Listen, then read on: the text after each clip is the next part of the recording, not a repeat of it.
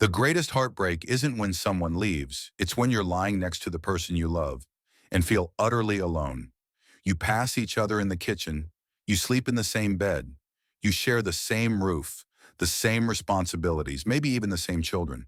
But somewhere along the way, the laughter faded, the spark dimmed, the warmth turned into routine, and now it feels like you're just managing life together, not living love together. Let me tell you something radical.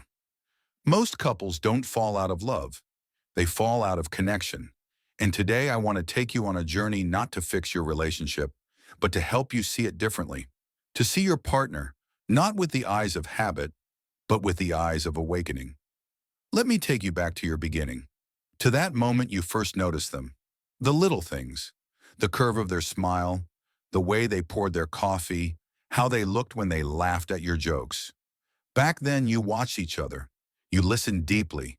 You paid attention. Why? Because you were curious, because you were present, because you chose each other fully. Fast forward. Now the mornings are rushed. The evenings are quiet, but not the good kind of quiet.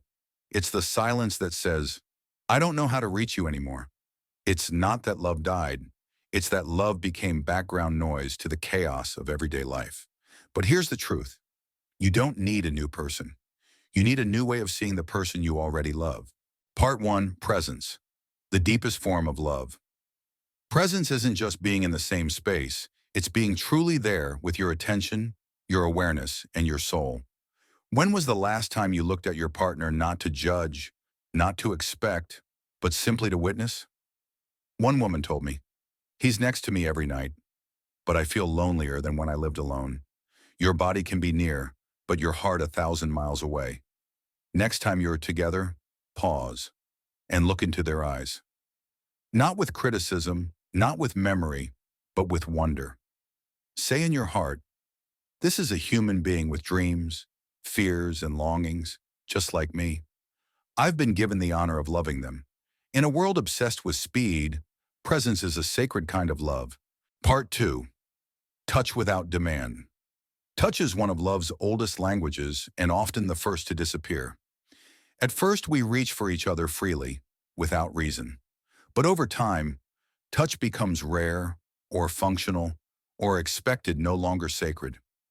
But healing begins when touch returns without demand. Try this. Gently touch their shoulder while they're cooking. Hold their hand during silence. Kiss their forehead just because. I once met a couple married for 18 years. The wife started placing her hand gently on his every night at dinner without pressure. No expectations. Within weeks, he began to reach back. That one simple touch became their bridge back to connection. Touch not to take, but to give, and the heart will remember how to open again. Part 3, speak their language, not yours. We often give love in the way we want to receive it, but your partner may hear love in an entirely different way. You may bring them gifts, but what they truly long for is your undivided time. You may offer solutions, but all they want is to be heard. A husband once told me, I gave her flowers every birthday, but one day she said, I don't want flowers. I want you to put your phone down while we eat. Ask them today, what do I do or used to do that made you feel truly loved? Love isn't about doing more. It's about doing what reaches them. Part 4, becoming an emotional safe space. Most couples stop sharing not because they have nothing left, but because they feel unsafe being vulnerable. I heard a man say, I opened up about my fears and she told me I was overreacting, so I stopped. And a woman once said, I cried and he told me to calm down. I haven't cried in front of him since emotional safety is an agreement. It's presence without judgment. Try this. When they open up, don't fix. Don't defend. Don't analyze. Just say, thank you for sharing this with me. I'm here. You're safe. One woman, pregnant and overwhelmed, told her husband she felt ugly and worthless. He didn't say, you're wrong. He simply hugged her and whispered, you don't need to be perfect. You're allowed to be real. That sentence carried her through months of self-doubt. Part 5, remember why you love them. You didn't fall in love because they were perfect. You fell in love because something in them made your soul feel safe, seen, alive. Maybe it was their laugh. their awkwardness, their kindness when they thought no one noticed. But over time, responsibilities pile up and the magic gets buried. Try this. Revisit your first photo together. Listen to your old favorite song. Go back to your first date place. A couple told me, after 20 years of tension, they sat down and watched their wedding video. The husband cried and said, "I forgot how much joy there used to be in your smile." Old memories aren't just nostalgia. They're bridges back to love. Part 6, Curiosity, the Forgotten Romance. Love doesn't die from change. It dies when we stop being curious about each other, when we assume we already know them, when we stop asking, when we stop wanting to discover. But people evolve, and every version of your partner deserves to be known again. Ask them tonight, what have you been holding in lately? What do you wish I saw in you more clearly? What's something new you've been dreaming about? One woman once asked her husband, "Is there something heavy you're carrying that I've missed?" He broke down, not because the pain was new, but because being asked was. Curiosity is the sacred whisper of love. I still want to know who you are even now. Closing, choosing, love again. Falling in love again doesn't mean going back to the beginning.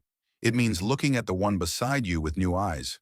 Eyes of understanding, of reverence, of choice. Say to them, I see your weariness. I see how you've changed. I see how I've changed too. And I choose you still. You don't need more romance. You need more truth, more presence, more moments when you say nothing, but your hand reaches for theirs anyway. I choose you, again and again, every single day, not because they are perfect, but because they are yours to love every version of them. Soulful invitation. If this message touched something inside, you don't just share it, live it, turn off the screen, find your person, offer them one small sacred act of love today. Subscribe to the Love Equations, because here we don't chase love, we awaken it. Love isn't lost. It's simply waiting in the places where we stopped looking and began remembering. Have you ever laid next to the person you love and felt completely alone? You still live together, share a home, a bed, children, but somewhere along the way the laughter faded, the touch grew colder, and love became just a function. But here's the truth. Most couples don't stop loving each other. They simply forget how to connect. In this video, the Love Equations invites you into a journey of healing and reawakening love, right within the relationship you already have. You'll discover why presence is the greatest gift in love and how to practice it daily, how unconditional touch can reopen the heart, how real love is heard through the right emotional language, how to become an emotional safe space for your partner, and how to remember why you fell in love so you can fall deeper in love again without needing to start over. This isn't a video to fix your marriage. This is a video to help you come home to your heart